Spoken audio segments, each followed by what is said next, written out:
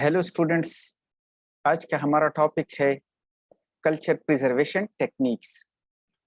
तो जो culture preservation techniques हैं ये क्यों इम्पोर्टेंट हैं कि स्पीशीज को हम एक सर्टेन टाइम पीरियड तक प्रिजर्व रखते हैं। तो ये इस वजह से भी इम्पोर्टेंट है कि ऑर्गेनिजम्स को हम किसी खास टाइम के लिए प्रिजर्व रख सकते हैं या मेंटेन रख सकते हैं। उनको कंटेमिनेशन से दूर रख सकते हैं, ये यानी उनकी कंटेमिनेशन को हम मिनिमम कर सकते हैं, मिनिमाइज कर सकते हैं।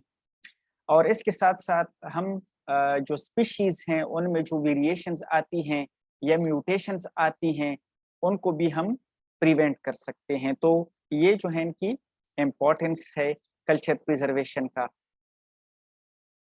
ओके, आगे हम इसमें मजीद भी डिस्कस करते हैं कि मोस्टली जो माइक्रोबायोलॉजिकल लैब्स हैं वो लार्ज कल्चर कलेक्शंस को मेंटेन रखते हैं और डिफरेंट स्पीशीज को या स्ट्रेन को वो क्या करते हैं, मेंटेन रखते हैं for certain period of time. तो इस तरह जो है वो अपने पास स्टॉक कल्चर को मेंटेन रखते हैं या उसकी कलेक्शन करते हैं सर्टेन स्पीशीज की। तो इस वजह से हम क्या करते हैं, इसको प्रिजर्व्ड रखते हैं।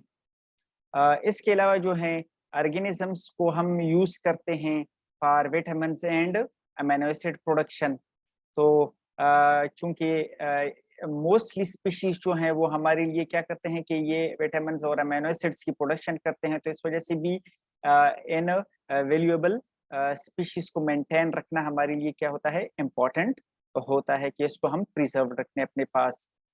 इसके अलावा इन ही स्पीशीज को हम वैक्सीन प्रोडक्शन के लिए, एंजाइम प्रोडक्शन के लिए या ऑर्गेनिक केमिकल्स प्रोडक्शन के लिए भी हम यूज करते हैं। अच्छा, फिर कल्चर प्रिजर्वेशन के जो हैं सर्टेन मेथड्स हैं, तो वन बाय वन हम इन मेथड्स को डिस्कस करते हैं। उसमें फर्स्ट जो मेथड है हमारे पास वो है periodic transfer to fresh media. तो इसमें हम क्या करते हैं कि अगर हमारे पास जो है एक कल्चर है, वैल्यूएबल कल्चर है, तो उसको हम क्या करते हैं, उनको हम प्रिजर्व रखने के लिए या मेंटेन रखने के लिए फिर पीरियोडिकली उसको हम ट्रांसफर करते हैं फ्रेश मीडिया पे ताकि वो मेंटेन रहे। तो इस तरह जो है हम क्या करते हैं कि अगर हमारे पास जो है कोई फ्रेश स्टॉक कल्चर है तो उसको हम क्या करते हैं, उसको हम पीरियोडिकली ट्रांसफर करते हैं। तो प्रीवियस हमारे पास जो स्टॉक पड़ा होता है उसको हम फ्रेश मीडिया पे आगे कल्चर करते हैं। और इसके साथ साथ जो टेम्परेचर है उसको भी हम ऑप्टिमाइज करते हैं, क्योंकि टेम्परेचर का भी रोल होता है। क्योंकि जितना टेम्परेचर लो होता है उतना स्पीशीज जो है वो ज्यादा टाइम के लिए हम उसको प्रिजर्व रख सकते हैं। और साथ साथ जो है एक स्पेसिफिक ग्रोथ मीडिया भी हम उसके लिए सेलेक्ट करते हैं फॉर प्रिजर्वेशन पर्पसेस।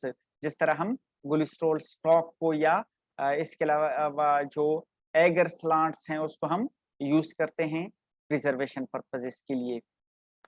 अच्छा, इसके अलावा जो है फिर जो टाइम इंटरवल होता है वो भी जो है लार्ज होना चाहिए, क्योंकि जब हम स्पीशीज को प्रिजर्व करते हैं तो उसको जो है हम एटलीस्ट अगर हम उसको एगर स्लांट पे भी प्रिजर्व करते हैं तो मिनिमम जो है ये हम 1 मंथ के लिए जो है ये इंटरवल हम इसमें रखते हैं कि 1 मंथ तक हम इसको एगर स्लांट पे प्रिजर्व कर सकते हैं।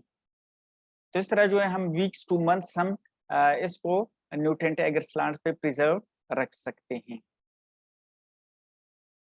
अच्छा, सेकंड मेथड जो है वो है प्रिजर्वेशन इन डिस्टिल वाटर। तो ये मेथड जो है 50 ईयर्स एगो किस्टालेनी जो थे उन्होंने इसको इंट्रोड्यूस करवाया था। और इसको बेसिकली जो फंगल कल्चर है उसको प्रिजर्व करने के लिए जो है इस डिस्टिल वाटर को यूज किया गया था। तो इसमें तकरीबन कोई उन्होंने 594 फंगल स्ट्रेन्स को जो है प्रिजर्व किया था। और जो आउटकम था उनके पास ये तकरीबन कोई 62% तक जो स्पीशीज या जो स्ट्रेन थे उन्होंने उसको सक्सेसफुली मेंटेन किया था डिस्टिल वाटर में। और उनकी जो मॉर्फोलॉजिकल जो उनका स्ट्रक्चर है वो भी जो है उनका मेंटेन रहा था, यानी सक्सेसफुली उन्होंने इसमें 62% तक स्पीशीज को क्या किया था डिस्टिल वाटर में, क्रिस्टलैनी ने उसको प्रिजर्व किया था। और एक दूसरी स्टडी में तकरीबन 76% तक जो यीस्ट थे, फिलामेंटस फंजाई थे या एक्टिनोमाइसीड्स के जो कल्चर थे, उनको इसी डिस्टिल वाटर में प्रिजर्व किया गया था फॉर मोर देन 10 इयर्स तक उनको प्रिजर्व किया गया था। तो ये भी जो है एक मेथड है preservation of preservation in distil water. Mostly हम जो फंजाई हैं, एक्टिनोमाइसीड्स हैं या यीस्ट हैं, इनके लिए हम ये प्रिजर्वेशन मेथड यूज करते हैं। थर्ड मेथड जो प्रिजर्वेशन का है उसमें हम जो मिनरल ऑयल है, मिनरल ऑयल में इसको प्रिजर्व करते हैं।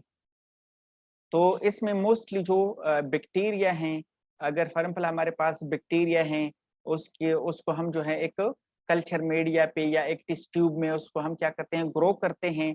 तो क्या करते हैं कि उसके सरफेस पे हम क्या करते हैं, स्टीराइल मिनरल ऑयल हम डालते हैं। और ये तकरीबन जो मिनरल ऑयल हम इस पे डालते हैं तो ये हाफ इंच, तकरीबन हाफ इंच जो है एबव होना चाहिए इसके ग्रोथ से, ये हाफ इंच एबव होना चाहिए। तो ये मिनरल जो स्टीराइल मिनरल ऑयल है, इसको हम क्या करते हैं कि फॉर एग्जाम्पल अगर हमारे पास कोई एगर स्लांट है जिसपे हमारे पास बैक्टीरियल ग्रोथ है, तो ये इसके ऊपर हम डालते हैं। और जो स्लांट है इसको हम इस मिनरल ऑयल में क्या करते हैं, कंप्लीटली कवर कर देते हैं। और तकरीबन कोई हाफ इंच जो है इसके जो एबव टॉप है इसका, इसके ऊपर हम हाफ इंच एबव रखते हैं इसको।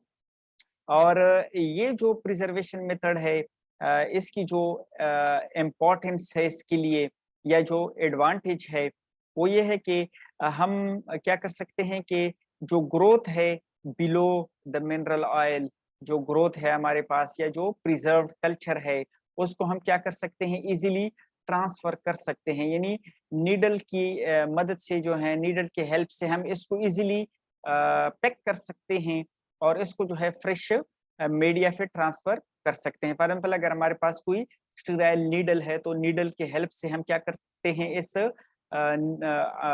From and below the mineral oil हम क्या कर देते हैं, इसको इजीली स्टीराइल टेक्निक्स को यूज करके इसको पैक कर देते हैं। और अगर हमारे पास फ्रेश मीडिया है या कोई फ्रेश स्लांट एगर है तो उस पे हम इसको क्या कर सकते हैं, ट्रांसफर कर सकते हैं। तो ये उसका क्या है, एडवांटेज है। और इसके अलावा जो है जो सेकंड एडवांटेज है कि इसको जो अगर हमारे पास कोई फ्रेश मीडिया है उसको हम इजीली से इनोकुलेट कर सकते हैं। और सबसे इम्पोर्टेंट बात जो है वो ये है कि फॉर एग्जाम्पल अगर हमारे पास जो ओरिजिनल कल्चर पड़ा हुआ है जिसको हमने प्रिजर्व किया है मिनरल ऑयल में, तो ये स्टिल जो है प्रिजर्व रहता है। यानी ये है कि इसकी कंटेमिनेशन वगैरह नहीं होती और या फॉर एग्जाम्पल ये कल्चर हमारे पास चेंज नहीं होता, इसमें कोई चेंज वगैरह नहीं होती। तो ये क्या है, इसकी इम्पोर्टेंस है कि हमारे पास जो अपना ओरिजिनल कल्चर है ये भी जो है मेंटेन रहता है। Okay, thank you so much, take care, अल्लाह हाफिज।